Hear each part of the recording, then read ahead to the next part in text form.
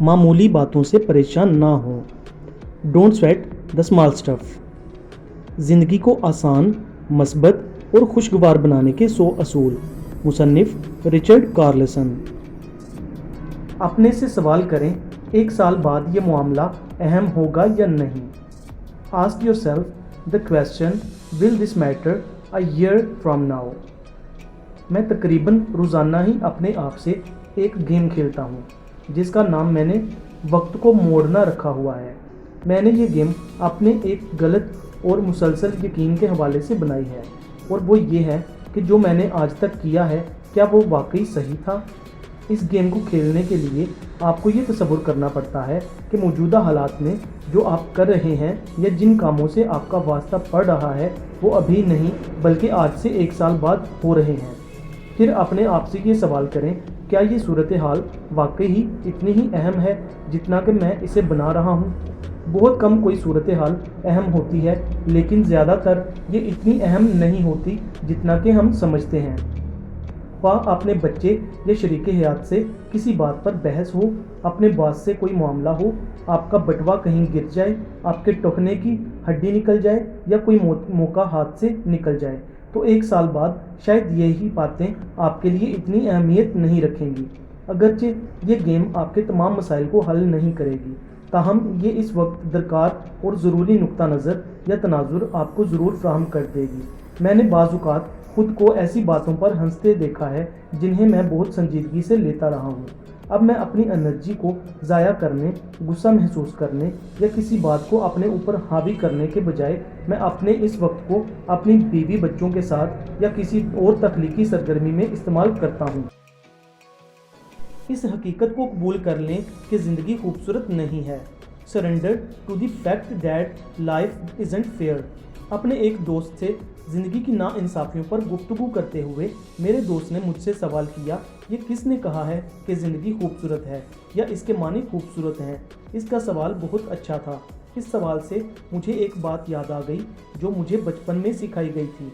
ज़िंदगी खूबसूरत नहीं है, ये एक लुटेरा है, लेकिन ये हकीकत भी है। तंज़िया तौर पर बात यह है कि इस हकीकत को समझ लेने से हमें ज़िंदगी की परेशानियों से आज़ाद करने वाली बसीरत मैसर हो सकती है। एक गलती जो हम करते हैं वो ये है कि हम अपने लिए या दूसरों के लिए ये समझते हैं कि ज़िंदगी को खूबसूरत होना चाहिए था या कभी ये खूबसूरत भी होगी। ये खूबसूरत नहीं है और ना होगी। जब हम ये गलती करते हैं तो हम बहुत ज़्यादा वक्त ज़िंदगी के बारे में शिकवे शिकायत करने में गुजार देते हैं। हम लोगों से ज़िंदगी की नाहमवारियों और नाइंसाफ़ियों के बारे में गुफ्तगू करते हुए हमदर्दी का इजहार करते हैं। ज़िंदगी खूबसूरत नहीं है, हम शिकायत करते हैं और ये बात भूल जाते हैं कि ज़िंदगी को कभी खूबसूरत होना ही नहीं था। ज़िंदगी खूबसूरत नहीं है की हकीकत को कबूल करने की सबसे अच्छी बात यह है कि हमारे पास जो है हम इस पर अफसोस नहीं करते और हम अपनी बेहतरीन कारकर्दगी के लिए कोशिश करते रहते हैं। हम जानते हैं कि हर चीज़ को परफेक्ट बनाना ज़िंदगी का काम नहीं है, बल्कि ये हमारी अपनी ज़िम्मेदारी है।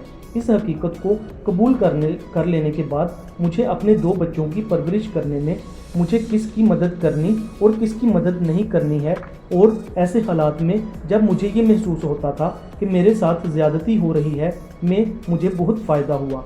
ये तकरीबन हमेशा ही मुझे हकीकत में ज़िंदा रखता है और मैं बेहतरीन कारकर्दगी के लिए तैयार रहता हूँ। ज़िंदगी खूबसूरत नहीं है का मतलब ये नहीं है कि हमें अपनी ज़िंदगी को अच्छा बनाने के लिए कोई अच्छे काम करने नहीं चाहिए।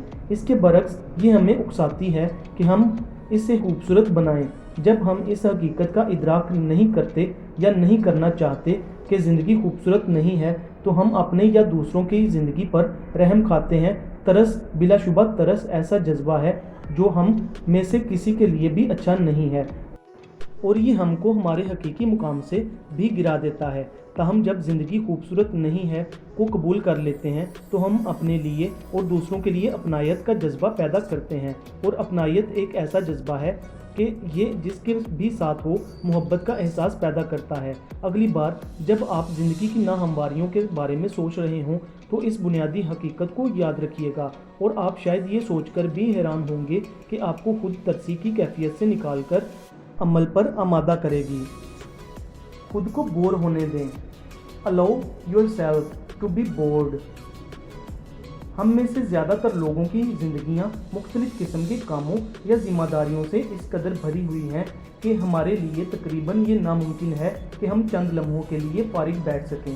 ایک دوست نے مجھے کہا کہ ہم انسان نہیں رہے بلکہ ہمیں اب انسانی مشین کہا جانا چاہیے۔ مجھے پہلی بار خوشگوار بوریت کا تجربہ واشنگٹن کے ایک چھوٹے سے قصبے لا کارنر میں ایک تھراپسٹ کے ساتھ ہوا تھا، جہاں مجھے کرنے کے لیے کوئی کام نہیں ہوتا تھا۔ پہلے دن کے اختتام پر میں نے اپنے انسٹرکٹر سے پوچھا، رات کو ہمیں یہاں کیا کرنا ہوگا؟ اس نے مجھے جواب دیا، میں تمہیں اس بات کی اجازت دوں گا کہ تم کچھ بھی نہ کر کے بور ہونے کو ترجیح دو، یہ تمہاری ٹریننگ کا حصہ ہے۔ پہلے میں نے سوچا وہ مذاق کر رہا ہے۔ میں نے پوچھا، میں بور ہونے کو کیوں ترجیح دوں؟ اس نے وضاحت کی کہ اگر آپ 1 گھنٹہ یا اس سے کم بور ہوتے ہیں تو بوریت کی یہ کیفیت ذہنی سکون میں تبدیل ہو جائے گی اور تھوڑی سی مشق کے بعد آپ ریلیکس کرنا سیکھ جائیں گے۔ میرے لیے یہ بہت حیرانی کی بات تھی۔ وہ بالکل درست کہہ رہا تھا۔ پہل تو مجھے بہت مشکل ہوئی کیونکہ میں ہر لمحے کچھ نہ کچھ کرنے والا انسان تھا، لیکن کچھ ہی وقت میں نے بور ہو کر ریلیکس ہونا سیکھ لیا۔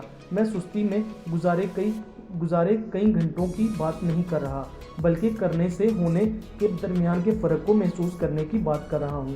شعوری طور پر کچھ نہ کرنے کی کوئی خاص تکنیک نہیں ہے، بس آرام سے بیٹھیں، کھڑکی سے باہر دیکھیں اور اپنے خیالات کو نوٹس کریں۔ شروع میں آپ تھوڑا پریشان ہوں گے، لیکن وقت گزرنے کے ساتھ ساتھ ٹھیک ہوتا جائے گا۔ اس کے نتائج بہت اچھے ہیں۔ ہماری بہت سی محنت اور مشقت ہماری مصروف روٹین، ہمارے مصروف ذہنوں اور کچھ نہ کرنے کی دھن کی وجہ سے ہوتی ہے۔ کھانا کھاتے ہوئے ہمیں یہ خیال آتا ہے کہ میٹھے میں کیا ہے۔ میٹھا کھاتے ہوئے ہم یہ سوچتے ہیں کہ اس کے بعد کیا کرنا ہے، اور اسی شام ہم یہ سوچتے ہیں کہ اس ویک اینڈ پر کیا کرنا ہے۔ کہیں باہر سے گھر آنے کے بعد ہم ٹی وی آن کرتے ہیں، ٹیلی فون اٹھاتے ہیں، کوئی کتاب پڑھنے لگ جاتے ہیں یا گھر کی صفائی ہی شروع کر دیتے ہیں۔ بعض اوقات تو ہمیں یہ لگتا ہے کہ ہم کسی لمحے کچھ نہ کرنے کے خوف میں مبتلا رہتے ہیں۔ کچھ نہ کرنے کی خوبصورتی یہ ہے کہ یہ ہمارے دماغوں کو پیچیدہ خیالات سے صاف کرتی ہے۔ یہ ہمیں چند لمحے بے خبر رہنے کی آزادی بھی مہیا کرتی ہے۔ ہمارے اجسام کی طرح ہمارے اذہان کو بھی اکتا دینے والی روٹین سے آزادی چاہیے ہوتی ہے۔ جب آپ اپنے دماغوں کو وقفہ فراہم کرتے ہیں تو یہ زیادہ مضبوط، تیز اور تخلیقی سرگرمیوں میں زیادہ اچھی طرح کام کرتا ہے۔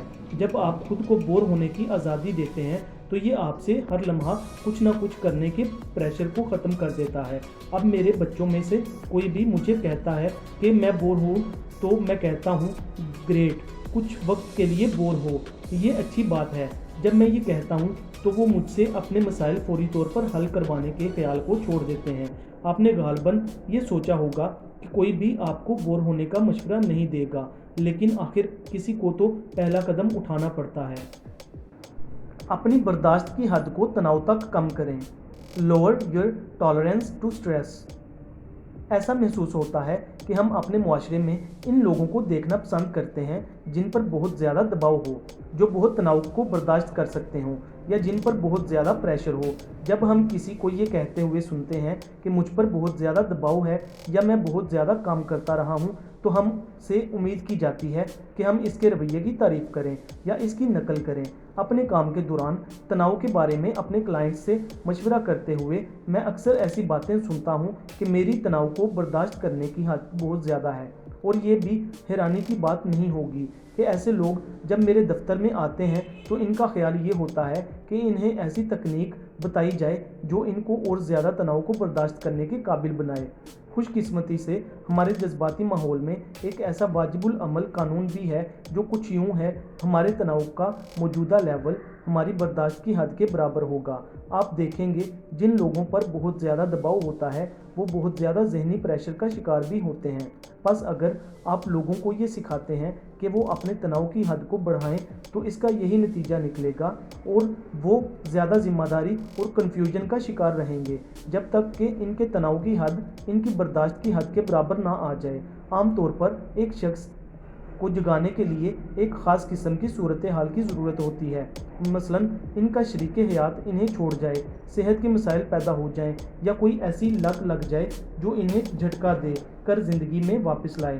یہ بہت عجیب محسوس ہو سکتی ہے، تاہم اگر آپ نے سٹریس مینجمنٹ ورکشاپ میں दाखिला लिया हो तो गालबन आप अपनी बर्दाश्त को तनाव की हद तक बढ़ाने की हिकमत अमली को सीखेंगे। ऐसा भी महसूस होता है कि स्ट्रेस के कंसल्टेंट्स भी स्ट्रेस का शिकार होते हैं। आपके लिए काम करने का काम ये है कि आप अपने स्ट्रेस को जल्द से जल्द नोटिस लें ताकि ये आपकी बर्दाश्त से ना बढ़े। जब आपको ये महसूस हो कि आपका दिमाग बहुत तेज़ी से काम कर रहा है तो ये वो वक्त है जब आप आराम से बैठें और रिलैक्स करें। जब आपका टाइम टेबल मैनेज ना हो रहा हो तो ये वक्त है जब आपको बैठकर अपनी तरजीहात को दोबारा जायज़ा लेना चाहिए कि आपकी लिस्ट में कौन से काम ज़्यादा अहम हैं। जब आप ये सोचकर परेशान हो रहे हैं और गुस्सा भी आ रहा है तो कितने काम करने वाले हैं और आप आस्तीनें चढ़ाकर इनको करने की जुत में लग जाते हैं, तो एक बेहतर हिकमत अमली ये है कि आप बैठकर चंद गहरे सांस लें या थोड़ी देर के लिए वॉक करने के लिए निकल जाएं। आप हैरान होंगे कि जब आप अपने स्ट्रेस को बढ़ने से पहले ही इसको हैंडल करना सीख लें तो ये फ़ौरन से ख़त्म हो जाता है। जब स्ट्रेस छोटा हो तो इसको हैंडल करना भी आसान होता है, ताहम अगर ये बढ़ना शुरू हो जाए तो इसे कंट्रोल करना अगरचे नामुमकिन ना भी हो लेकिन मुश्किल ज़रूर होता है। इसके बारे में भी परेशान होने की ज़रूरत नहीं है। आप तमाम काम नहीं कर सकेंगे। जब आपका जहन साफ़ हो और आपका स्ट्रेस लेवल कम हो जाए तो आप ज़्यादा मौसर होंगे और आपको काम में भी ज़्यादा लुत्फ़ आएगा। जब आप अपनी बर्दाश्त को स्ट्रेस लेवल तक कम कर लेंगे तो आपको कम से कम स्ट्रेस को हैंडल करना होगा और इससे निपटने के लिए तख्लीकी आइडियाज़ भी होंगे।